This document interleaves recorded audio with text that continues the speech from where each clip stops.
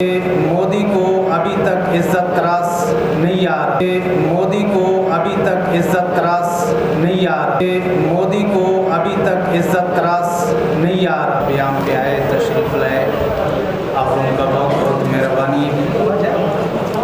यकीनन 27 साल पहले पाकिस्तान ने 6 एटमी धमाके करके इस्लामी ममालिक में फर्स्ट में और इंटरनेशनल लेवल में 7वें नंबर पे अपने आप को लाया।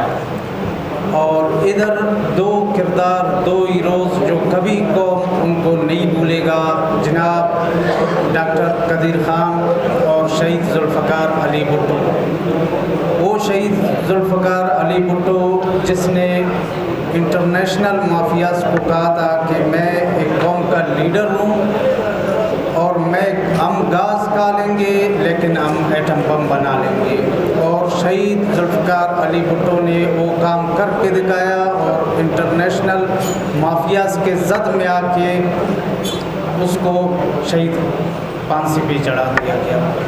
तो मैं ये कहना चाहता हूँ कि मोदी को अभी तक इज्जत तरास नहीं आ रहा। मोदी चंद दिन पहले मोदी ने दोबारा कहा कि अभी भी पाकिस्तान में पानी के उस पे मैं जब ऐलान करता हूँ तो उनके पसीने छूट जाते हैं।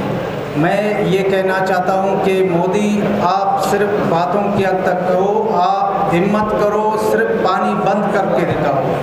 इन 6 में से एक आप लोगों की किस्मत में लिखा होगा एटम बम में इंशाल्लाह। तो मैं अपने जो बलोच नौजवान हैं जिनको वरगलाया गया है, पहाड़ों पे हैं, सिर्फ 20,000 25,000 के मद में उनकी फैमिलीज़ को शायद जाते होंगे और वो पहाड़ों पे उनको ये पता नहीं है कि हम किस काज के लिए लड़ रहे हैं, वजह क्या है, हम क्यों लड़ रहे हैं, किस के लिए लड़ रहे हैं, हम क्या कर रहे हैं पहाड़ों में बैठ के। तो मैं ये रिक्वेस्ट उनको इस फोरम में भी करना चाहता हूँ कि आप आ जाएं। ये पाकिस्तान हम सब का है, इसमें हम सब रहते हैं। मैं नौजवान हूँ, मैं आज यहाँ पे खड़ा हूँ, इस फोरम पे खड़ा हूँ, मैं अपने हक के लिए बोलता हूँ। 6-7 बड़े प्रोजेक्ट पाकिस्तान में चल रहे हैं, हम सब इस चीज़ से फ़ायदा हासिल कर सकते हैं। आप लोगों का बहुत बहुत शुक्रिया, थैंक यू।